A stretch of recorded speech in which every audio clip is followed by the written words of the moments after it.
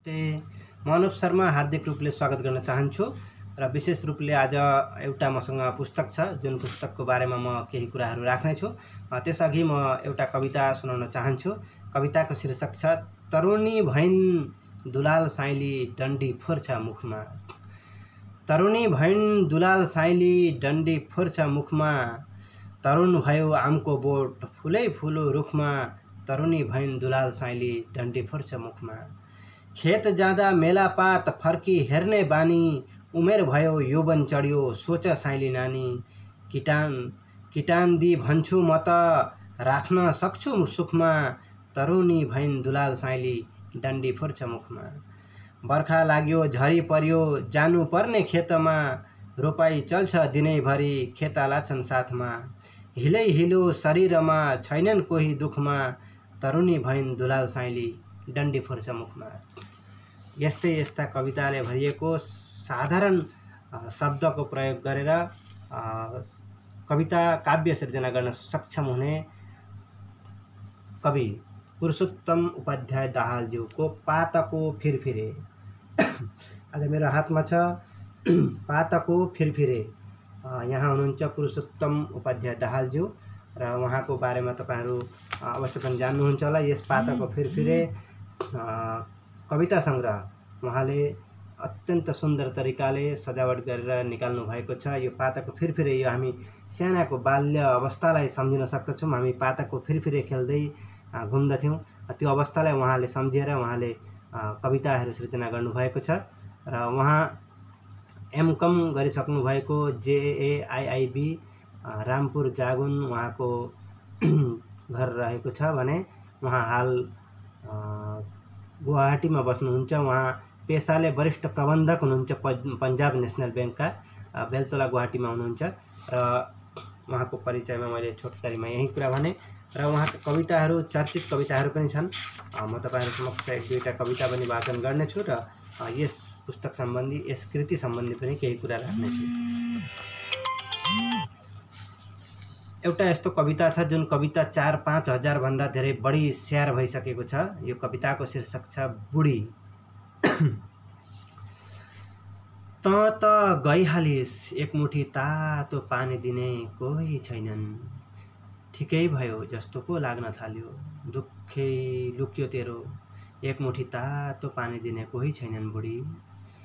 छोरो अफलाइनमा छोरी अनलाइनमा, बुहारी चुनावमा व्यस्त, नाति नातिना भिडियो गेममा म ओछ्यानमा, एकमुठी तातो पानी दिने कोही छैनन् बुढी। तेरो इच्छा नै थियो सौभाग्यवती हुने, सेतो वस्त्र लाउनु नपरोस् भन्ने, म रङ्गीन वस्त्र लगाएर पनि सुस्त मन कोही छैन बोल्ने र सुन्ने मेरा कुरा।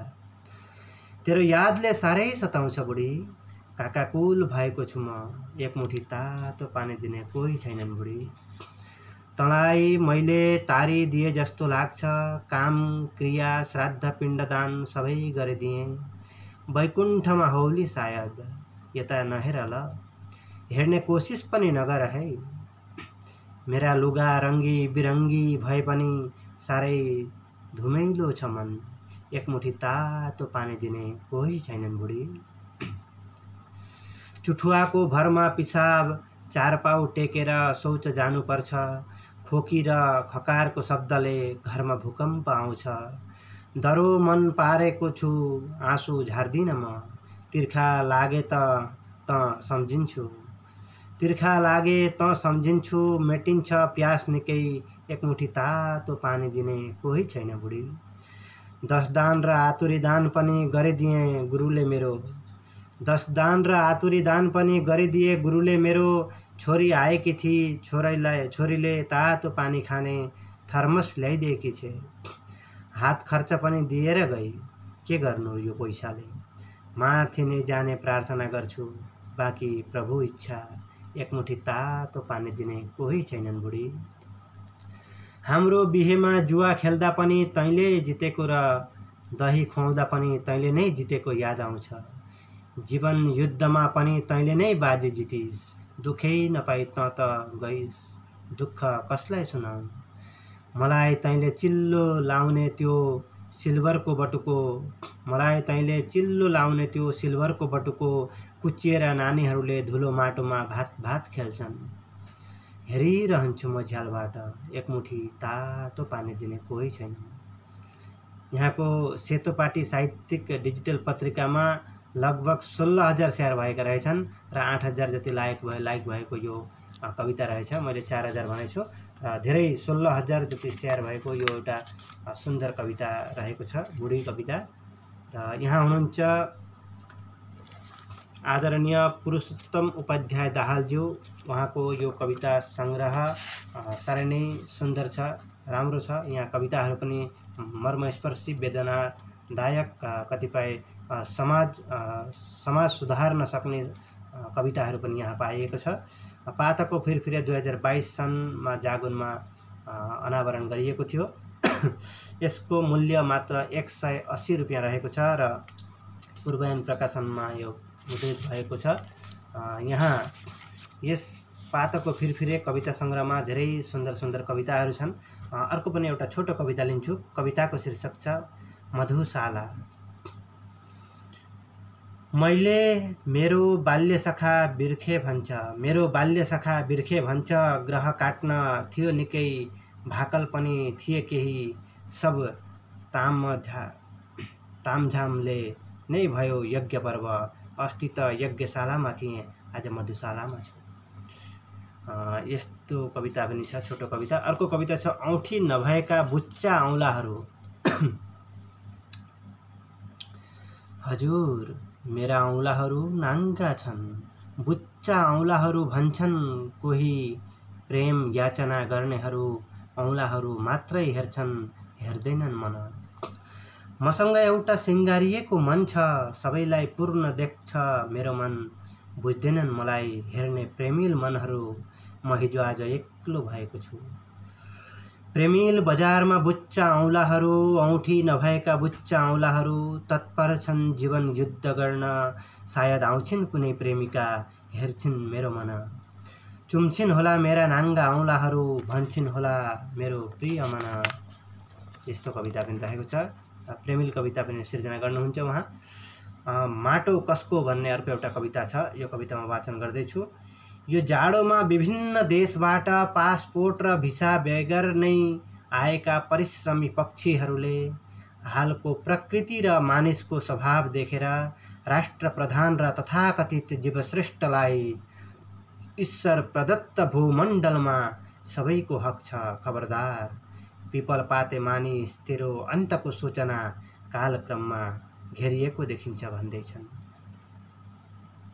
यस्तो प्रकृति प्रेमी कविता पनि यहाँ आएको छ। सुन्दर भाव सम्पन्न कविता रहेको छ पुरुषोत्तम दाहाल उपाध्यायज्यूको। अर्को कविता यहाँ छ स्मृतिका दृश्यहरू। खोला घरे बाले 10 वर्षको आफ्नो कान्छो छोरो साथै लिएर जन्तरे महाजनको आँगनमा भनेका, मेरो कान्छो छोरो राख्नु हजुर, गाई बाछा हेरिदिन्छ यसले, मलाई 4-5 मुरी धान दिए हुन्छ, घरमा जहान बिरामी छे, ती दृश्यहरू याद आइरहन्छ। डाँडा घरे आमैले आफ्नी माइली छोरी डन्डीफोर निस्किने उमेरमा डोर्याउँदै गोदान महाजनको गोठमा लगेर भनेको, यसलाई राख्नु हजुर। महाजननी आमैलाई काम सघाउँछे, मलाई वर्षभरिको अन्न दिए हुन्छ, ती दृश्यहरू याद आइरहन्छ। उदय नारायण बालाई जङ्गली भैँसीले घाइते पारेपछि उनकी श्रीमतीले साहु बाको घरमा गएर कानको मुन्द्री देखाएर भनेको, यो राख्नुहोस् हजुर, उपचारको निम्ति केही खर्च चाहियो, ती दृश्यहरू याद आइरहन्छ।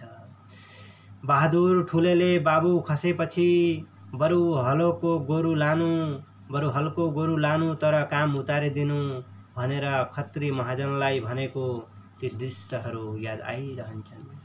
स्मृतिका दृश्यहरू भन्ने कविता पनि मर्मस्पर्शी, दुःख वेदना पीडाहरूलाई यसरी समेट्नु भएको कविता रहेछ। यो सुन्दर कविता छ।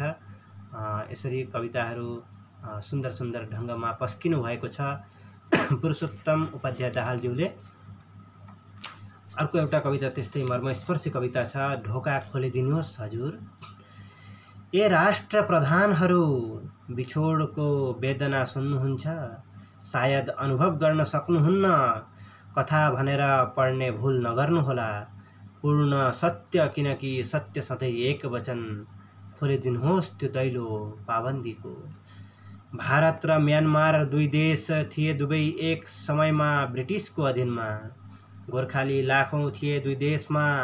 दोस्रो विश्वयुद्ध भयो, बिथोलियो सबै आफन्तहरू। कोही म्यानमारमा, कोही अरू विभिन्न प्रान्तमा। हाम्रो बुबा, दुईवटा आमा हजुरबा, अरू पनि आफन्त आए आसाम। माओली सानीमा कान्छाबा बसे बर्मामा। अरू कति कतिको कयौँ कथा। ठुली आमाको बम विस्फोटमा मृत्यु भएको कथा सुनाउनु थियो बुबा। आमा सानैमा बिहे भएर आसाम आएर बित्नुभयो, माइती नै नदेखी। लगभग 73 वर्ष भयो, कोही उता कोही यता, कस्तो विडम्बना। सकिन्न जान्न पासपोर्ट भिसा भए पनि कतिपय ठाउँहरूमा जहाँ आफन्तहरू छन्। हे राष्ट्र प्रधान, सुन्नुभएको छैन ती बिरहका कथा। म्यानमारबाट त सजिलै आउँछन् त, बोध गया र लुम्बिनीमा रमाएर जान्छन् उनीहरू। बुद्ध दर्शनको अनुभूति लिएर हामीलाई चाहिँ किन बाधा उता जान। हे देशका प्रथम पुरुष, बुझिदिनुहोस् बिछोडको कथा। रातो धागोले बेरेको परदेशबाट आएको चिट्ठी देख्नु भएको छ हजुरले। बुझ्नु भएको छ त्यो चिट्ठी पढ्नेको वेदना। हरे को खस्यो नि परदेशमा, कसले पढिदिन्ला होला त्यो मुटु चिनिने सन्देश। महाशय, हे राष्ट्र प्रधानहरू, खोलिदिनुहोस् अब त्यो बाटो। आकाश र जमिन मार्गको। धनीहरू जानेछन् आकाश मार्गबाट, गरिबहरू जानेछन् जमिनको मार्गबाट। मिल्नेछन् आफन्तहरूसँग, रमाउनेछन् जीवनभर, आशिष दिनेछन् सधैँ। हे बाहुबली राष्ट्र नेता, बुझिदिनुहोस् अव्यक्त वेदनाको कथा। हाम्रो माओलाका हजुरबाले रोपेको त्यो ठुलो आँप र बरपिप्पलको रुख मचिनाको लाबरबारीमा पर्खिरहेका छन् हामीलाई हेर्न। हामी पनि उद्विग्न भएका छौँ उनीहरूलाई भेट्न। बार बारेर भागवत लगाउने विचार पो छ त। हाम्रो त्यो हजुरबाले अन्तिम श्वास लिएको ठाउँमा खोलिदिनुहोस् त्यो दैलो। हे महापुरुष, यस्तो भयो बिछोड भएको, त्यो पापको भार किन लिनुहुन्छ जीवश्रेष्ठ। जीवन जस्तो देशले, चीन जस्तो देशले त खोलिदियो बिछोड भएकाको दुःख सम्झी। अरू देशमा छुटेका आफन्त मिल्न हजुरहरू किन पर्खिबस्नु भएको। हे बर्माका बुद्ध प्रेमी, प्रभु देवता विज्ञजन, हामी केही बिगार गर्दैनौँ, बस आफन्त भेटेर आउने। पुण्य त हजुरलाई नै जान्छ। चुकुल खोलिदिनुहोस् प्रभु त्यो दैलाको, हामी हजुरहरूको गुणगान गाउनेछौँ। एकपटक अँगालो मार्न दिनुहोस् आफन्तहरूसँग भिख मारेर। हे भारतका राष्ट्र नेता, कति ढोल बजाउनुहुन्छ मित्रताको र राजधर्मको। भनिदिनुहोस् त्यो मुलुकलाई, सुनाइदिनुहोस् हाम्रो सत्य कथा। अब हाम्रो धैर्यको परीक्षा नलिनुहोस् न। जाने प्रबन्ध गरिदिनुहोस्, उन्मुक्त हुन चाहन्छौँ हामी केही दिन। गोर्खालीको आवेगलाई ठोकिदिनुहोस्, एउटा सलाम जे पर्ला त्यो तथाकथित तगारो खोलिदिनुहोस्। हाम्रो मिलनको कथा लेखिनेछ हजुरकै नाममा। हामी तर्पण दिन्छौँ पितृ आत्मालाई, वहाँ गएर हर्षको आँसु बगाउनेछौँ जीवन्तलाई भेटेर। छापिने त हजुरकै नाम हो इतिहासमा। अग्लो खोलिदिनुहोस् हजुर। हामी उखुम भएका छौँ मिलनको चाहनाले। हे राष्ट्र प्रधान, बिन्ती सुनिदिनुहोस्, नत्र अर्को जन्ममा चरी भएर जान बाहेक अरू केही माध्यम रहेन हाम्रो। बिन्ती छ हजुर, गुहार सुनिदिनुहोस्, ढोका खोलिदिनुहोस् प्रभु। यस्तो गुहार छ। म्यानमार जाने मनसा व्यक्त गर्नुभएको छ। यो सुन्दर भावले सिर्जित भएको एक कविता छ र आह्वान गर्नुभएको छ। सुनौलो कविता, मर्मस्पर्शी कविता यहाँ मैले पढ्ने सौभाग्य मिल्यो पुरुषोत्तम उपाध्याय दाहालज्यूको। र अब म एउटा कविता लिन्छु। कविताको शीर्षक छ किन प्रेम पत्र पठायौ मलाई, किन प्रेम पत्र पठायौ मलाई। रूपले अनिरुद्ध हुन्थे भने पनि त अर्कै कुरा, सबैले गाउँमा काले पो भन्छन्। फेरि गोठ र गाउँमा नै बित्यो यौवन, बाल्यकाल पनि दुःखमै नै बित्यो, किन प्रेम पत्र पठायो मलाई। बाबु सुन खानीमा जन्मेको भए पनि त अर्कै कुरा, लिम्बुवानमा पो जन्मेको भन्नुहुन्थ्यो बुबा। फेरि गान्टेर बिचरा आमा नभएको भन्छन्, पित्त रोगले ग्रसित थिए रे सानोमा, किन प्रेम पत्र पठायो मलाई। बाबुको एक्लो छोरो भए पनि अर्कै कुरा, अंशबण्डको कुरो नै नपर्ने, हाय हाय हुन्थ्यो तर छ भाइमा अन्तरे पो म त। घर राम्रो जग्गामा हुन्थ्यो भने त अर्कै कुरा, वर्षनी ब्रह्मपुत्रको बाढीले सोत्तर पार्छ घर गाउँ, बसाई सर्ने पो कुरा गर्नुहुन्छ बुबा, किन प्रेम पत्र पठायो मलाई। वाह, यो पनि कडा प्रेममा आधारित कविता रहेको छ भने अब अन्तिम भन्दा भन्दै अर्को एउटा खुकुरी कविता देखेपछि यो कविता वाचन नगरी मलाई पनि मन मानेको छैन र यो अन्तिम कविता रहनेछ। खुकुरी। हाम्रो शान हाम्रो मान प्राण खुकुरी, उड्दा बस्दा हिँड्दा सुत्दा अलङ्कार हो खुकुरी। नानी जन्मियो लागो जान्छ सिरानेमा खुकुरी, बिहे आयो खाडो जगाउन लानु पर्ने खुकुरी। जन्त जान जङ्गल बाटो भिरे सबले खुकुरी, मलाम जान खोला पारा साथमा लिए खुकुरी। गोर्खा फौज राइफल साथै भिडी हिँडे खुकुरी, फकल्यान्ड वार भयो फत्तै नायक त्यसको खुकुरी। रेल यात्रामा फलफुल काट्ने साथी पनि खुकुरी, आई परेमा जाई लाग्ने यात्रा साथी खुकुरी। अतिथि आए आम सभामा सम्बर्धनामा खुकुरी, टोपी साथै खुकुरी उपहार सान हो हाम्रो खुकुरी। निगुरो टिप्न ढकाल साइला बोकी साथै खुकुरी, जङ्गल पसे फलफुल खोज्न भेरी ढक्क टक्क खुकुरी। पशु अल्झ्यो मर्छ क्यार बन्धन काट्ने खुकुरी, कुकुर भुक्यो राति घरमा खोइ खोइ साइली खुकुरी। दसैँ आयो अस्त्र पूजा त्यसमा पनि खुकुरी, मारकाट गर्न शक्ति पूजा त्यसमा अघि खुकुरी। धामी कान्छा चिन्ता बसे थानमा राखी खुकुरी, पाडा खोज्न खत्री कान्छा हिँडे भेरी खुकुरी। गोर्खालीले भिड्न सक्छ आफ्नो सान खुकुरी, पृथ्वी जल आकाशसम्म भिड्न सक्ने खुकुरी।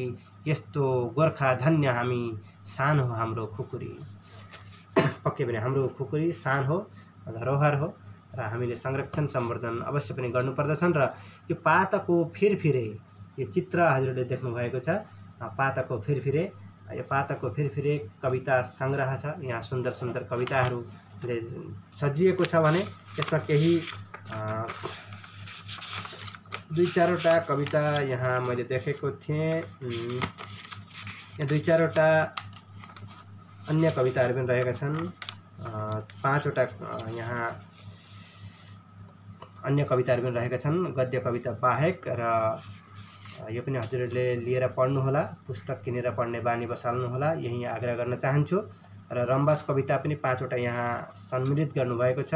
उहाँले बुबा आमाप्रति समर्पित गर्नुभएको यो कृति पातको फिरफिरे धेरै सशक्त छ, सुन्दर छ।